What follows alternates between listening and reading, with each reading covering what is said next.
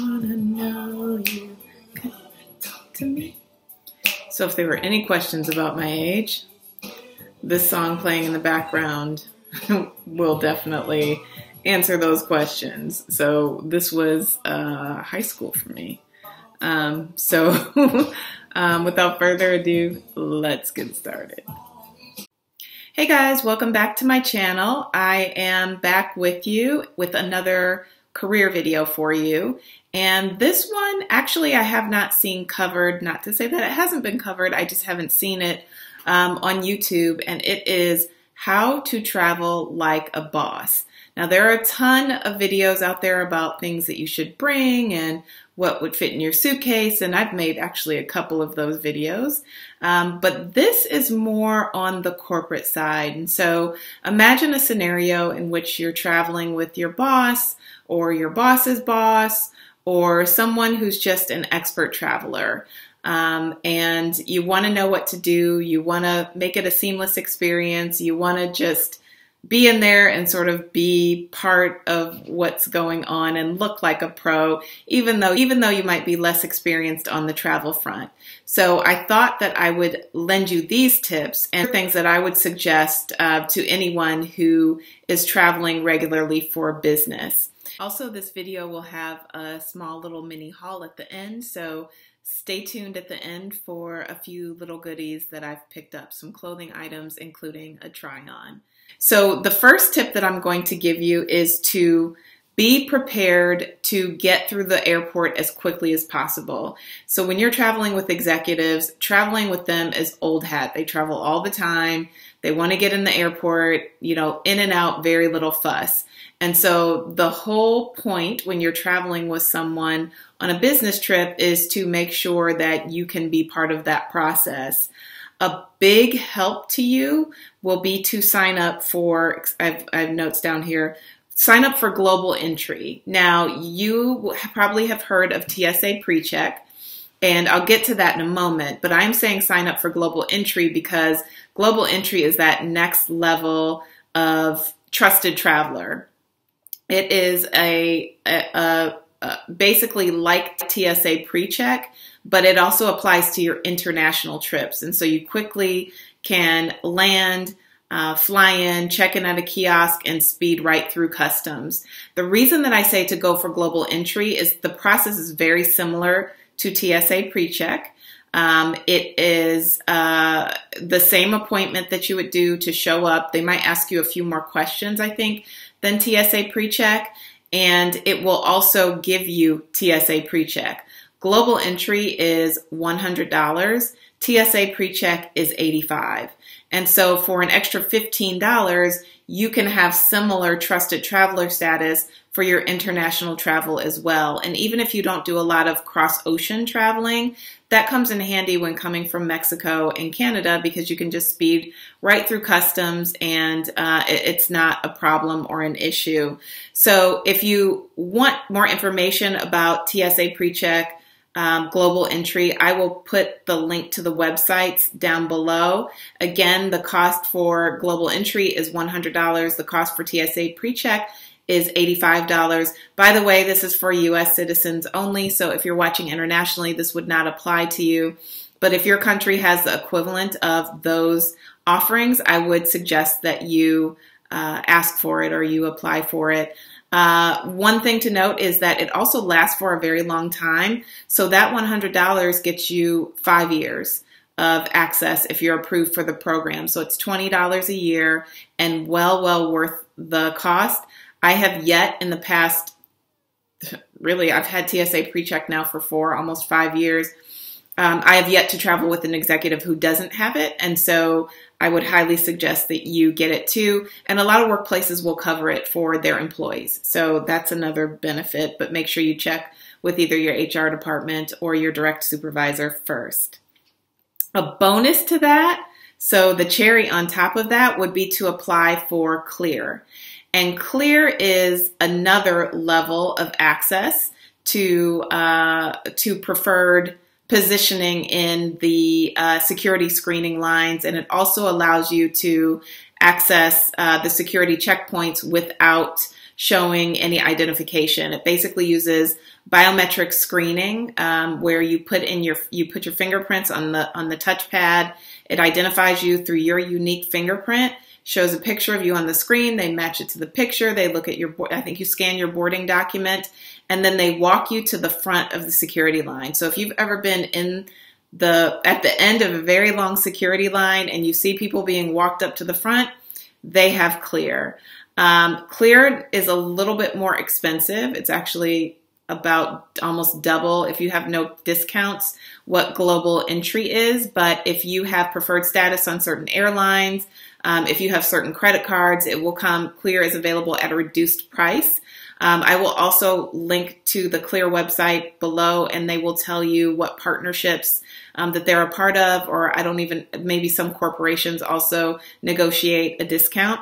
I do know that if you are a Delta frequent flyer with, I think, gold status, that the price comes down to $89 a year.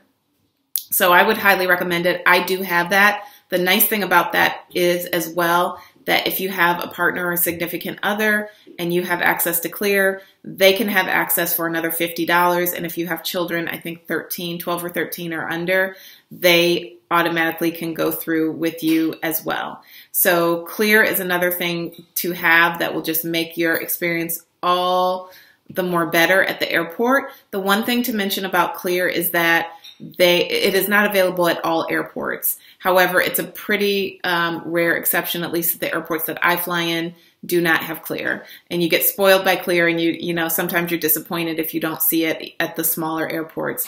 But I would highly recommend the service. I love it. It works really well. And again, helps me to speed through the security check. Second tip that I'm going to give you is to make sure that you check in for your flight ahead of time. Nowadays, most airlines have an app and will give you a notification when you can check in online. And so it's best to be checked in already, have your boarding pass electronically, and be able to use that along with your ID to clear the security checkpoints. It'll definitely save you a ton of time. I don't think anyone stops at the kiosk anymore and enters their confirmation number unless you absolutely have to. The exception might be if you're traveling internationally, and then you might have to show your passport before you're able to print a boarding pass. But 90% of the time, you should be able to check in online and show up at the airport prepared with your boarding pass. That I would give you is if you are taking a business trip for 3 days or less, do not check any bags. It just slows the whole process down. And really, if you're packing smart, you really shouldn't have to. You should be able to use a cabin size piece of roller luggage and fit everything that you need for those couple of days.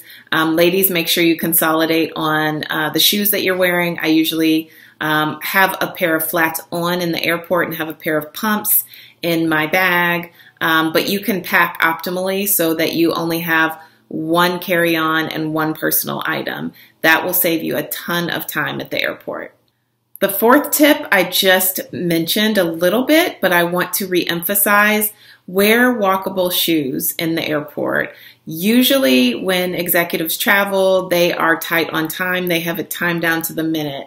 And again, I'm generalizing because I know others who, like to get to the airport 2 hours ahead of time and have plenty of time, but that has been the exception rather than the rule, especially as you become a more experienced traveler.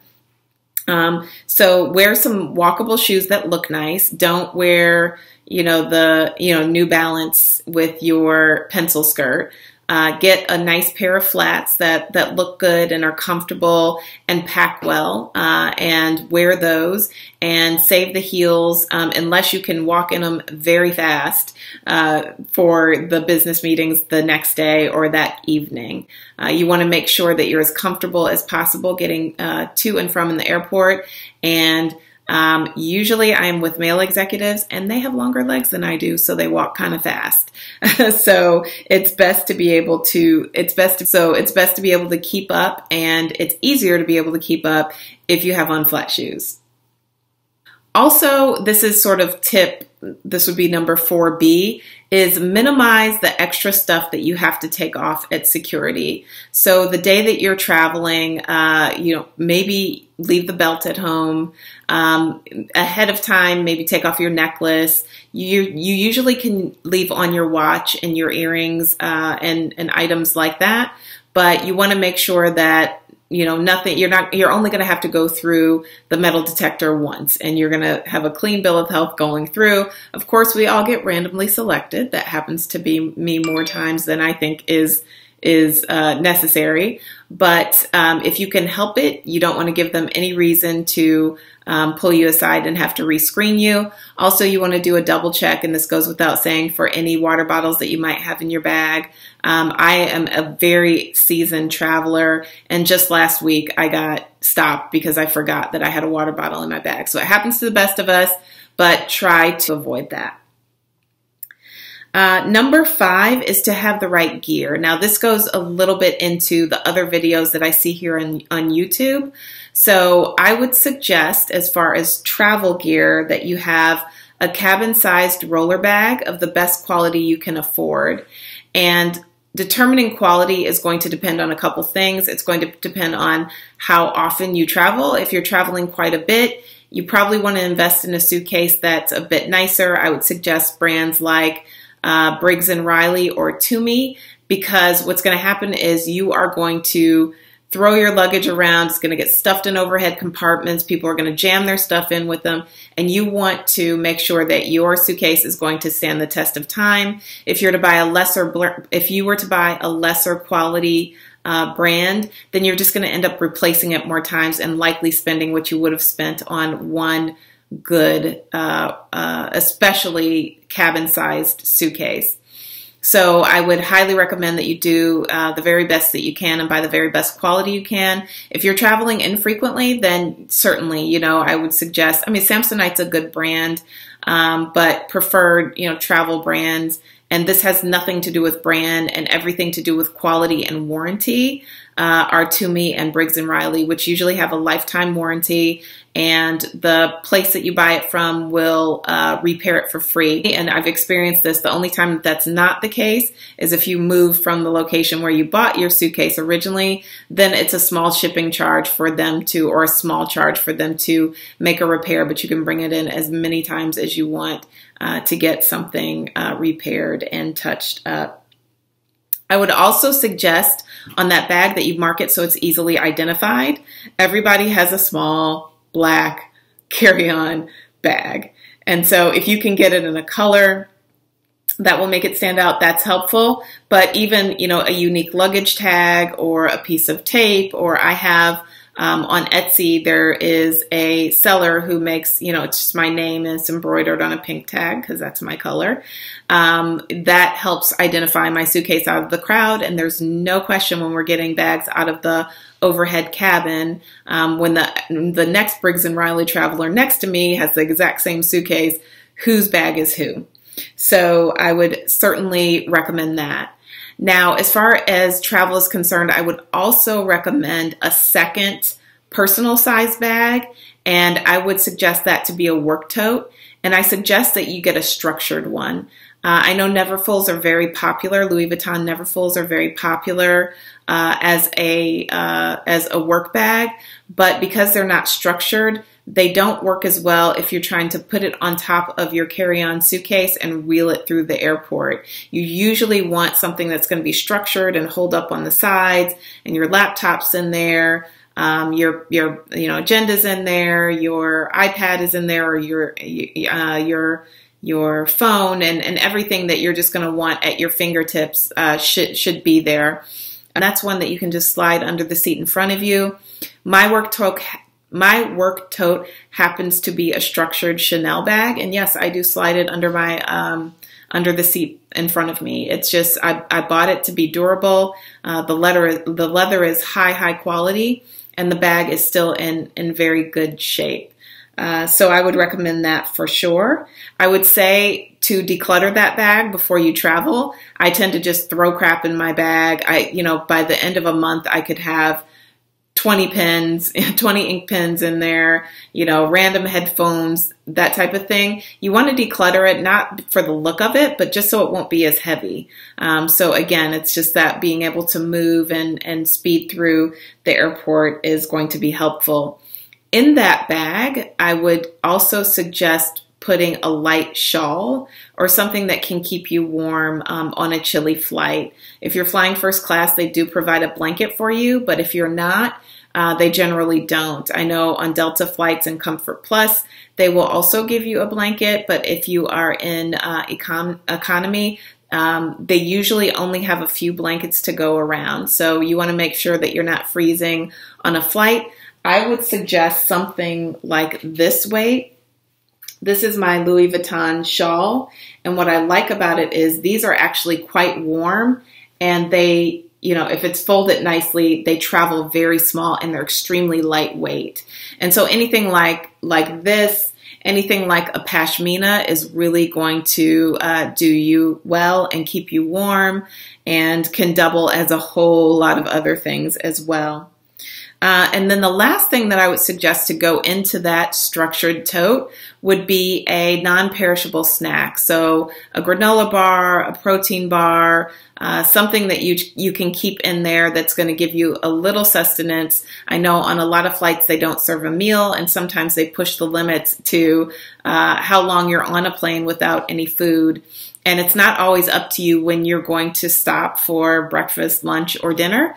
And so just for your own comfort, it's wise to pack a non-perishable snack. And of course, once you've crossed the security checkpoint, you can always grab a bottle of water or coffee so that you have some hydration on the flight. So with that, those are my 5 tips on how to travel like a boss. To review: be prepared, sign up for some sort of trusted traveler status. 2 is to check in ahead of time and make sure you've got your boarding pass, preferably electronically, but printed is okay too. 3 is don't check bags for a business trip that's 3 days or less. Just use a carry-on suitcase. 4 is to wear walkable shoes so that you can get through the airport and minimize also the obstacles as far as your dress that you might face when you go through the metal detector at security screening. And 5, have the right gear. So you want a high quality cabin-sized roller bag and a structured tote with a few essentials in them. So with that, that wraps up the series on traveling like a boss. Now I'm going to show you a few new things that I got with this top. So this top is by Madewell. I just bought this a couple of days ago. I like it because it's vintage, kind of gauzy material. It reminds me of something that I would have worn as a kid in the 70s. And it pairs nicely with jeans, and I love it. So I will show you a full-length picture of me wearing this top. Again, forgive the lighting in here. It's kind of, the sun is just going down, and so it's probably changed over the course of this video. But I also wanted to show you a little something that I picked up from, oh my goodness, ring light. I love you, but you are like way overdoing your job right now. From Tiffany. So this is the Tiffany blue box here. And what I picked up is in this little sack. What I'm going to show you is, oh man, I hope, it doesn't want to come out. Is this little, this little Tiffany charm. It is a little envelope with the New York Tiffany address and a little diamond as the stamp. I bought this for my Tiffany charm bracelet, which I've never shown on this channel, but this is to commemorate something very special that I will be sharing with you soon. So I need to get this soldered to my charm bracelet, and I'll show you. I think most people have seen, most people have seen a Tiffany charm bracelet, but I have decided to continue to fill mine out. I got one, oh gosh, probably in 2007 or 8, with one charm on it, which was a gift charm, the little blue Tiffany box. And I never added any more charms. And I ran across it the other day. I took it to Tiffany and I had it cleaned, and it cleaned up so beautifully that now, to celebrate milestones, I will be adding the little charms. I did see an airplane one, which I really, really want, an airplane charm. As some of you may know, I work for an airline, and so I thought that that was really appropriate and would be a celebration of hopefully the last company I will ever work for and the one that I will retire from. So I think that would be a nice little addition, maybe for a birthday gift or something like that. So that is the first thing. The second thing I want to show you is a makeup item. Of course, I am, back in Saks, which is the last place I need to be. But I wanted to show you something new that came out from Chanel. So as you guys know, I'm a Chanel girl, and I am now really also starting to get into Chanel makeup. And it's really a reaction to, I really prefer a natural look. I prefer natural beauty. And I feel like there's so much makeup out there, and the look has gone so far to, full coverage and a lot of makeup. And that's beautiful for sure. And if that's your preference, that's great. But for me, I am more gravitating towards Chanel makeup because it's very hard to over apply and have a heavy hand. And for me, I like to use makeup as just an enhancement of what's naturally there. And if it's not naturally there, I'd rather not. So my Chanel sales associate, so I have 2 sales associates that help me in the store. I have one at the makeup counter who's a genius. And I've got one in the shoe department. So this was my sales associate in Saks Atlanta, showing me what was new. And Chanel has just come out with some new, some new highlighters. And so I picked up the Poudre Lumiere. It's the highlighting powder in number 20 warm gold. And this is, I haven't even opened this yet, but she tried it on me in the store, and it was just such a soft, subtle glow. And when you go outside, you just look radiant and healthy, and it's just a really beautiful finish for my skin tone. Of course, this is the chic Chanel packaging. It comes with this, which I will never use. I don't understand that. But this is the color, and it's a little bit more gold than it's showing on camera. But I'm wondering if I can just quickly, I don't know if this is going to show up or not, swatch it. It's not really doing a nice job of showing up. Oh, there we go. Right? It's just a little subtle glow, and I'm putting it on with my finger, and not at all in a scientific way, but I just really love this. And this is one that you can just apply regularly, doing the C or the 3, down the side of your face. And it's just going to give you a really beautiful, natural, and youthful glow. So I was impressed. She showed me a couple of other things, none of which I was into, but I really liked this. And again, it's a subtle difference, but I really appreciated it. So now we are going to switch gears into a holy grail product that I absolutely cannot live without, and I don't think I've talked about it on the channel. Okay, and that item is, oh my goodness,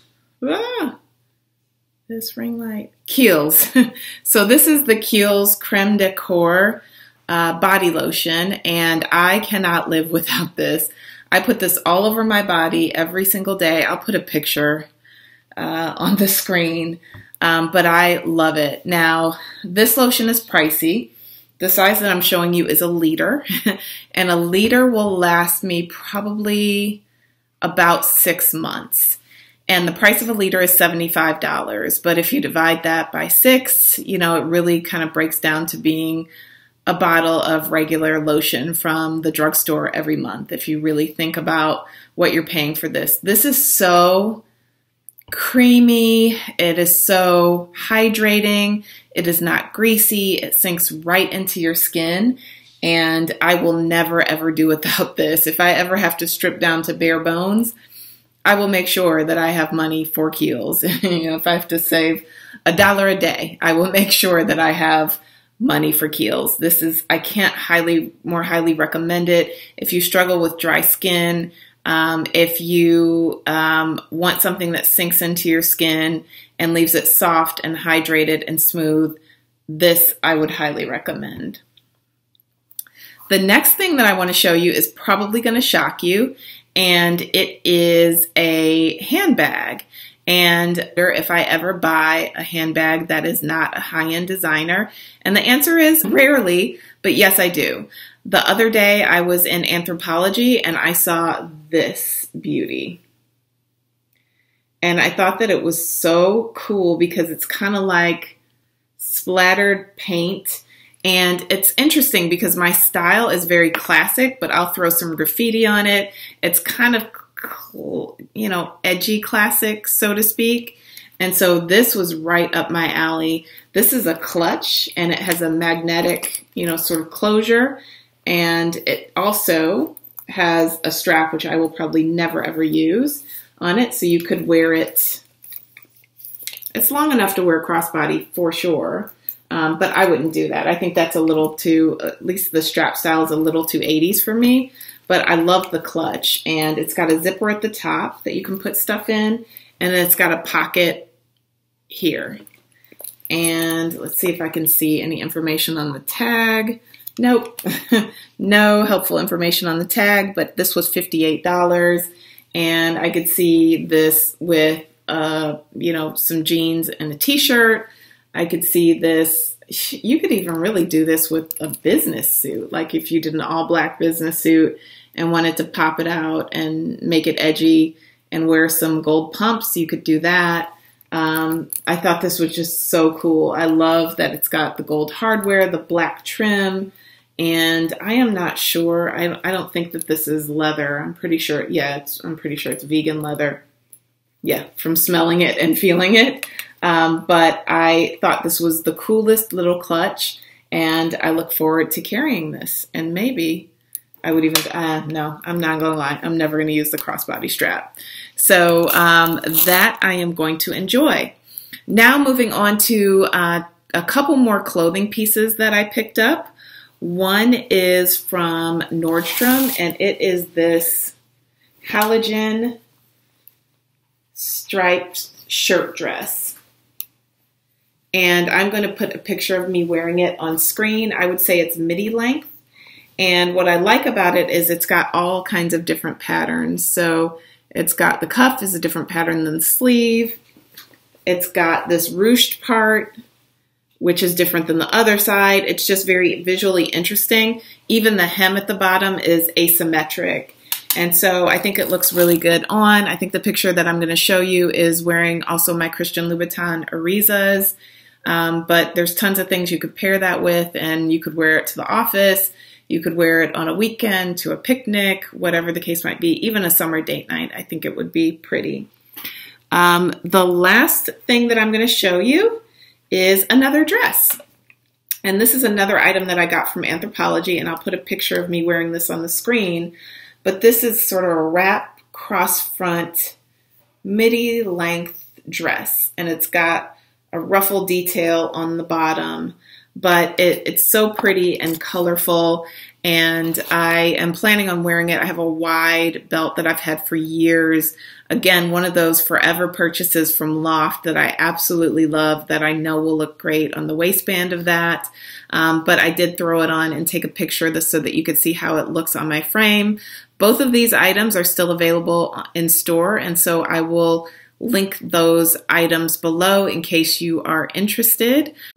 So next I want to show you a pair of shoes. I just went ahead and took them out of the box, but these shoes are by Valentino. They are, I forget, ankle strap pumps. And it's got this is a first impression because I literally just pulled them out of the box. My sales associate in California sent me a picture. but it's got this mesh detail, and then it's got the pointy black leather detail on here.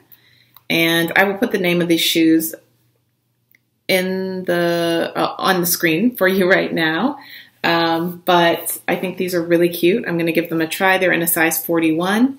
And so if they fit and if they're flattering around my ankle, then these will be added to my collection.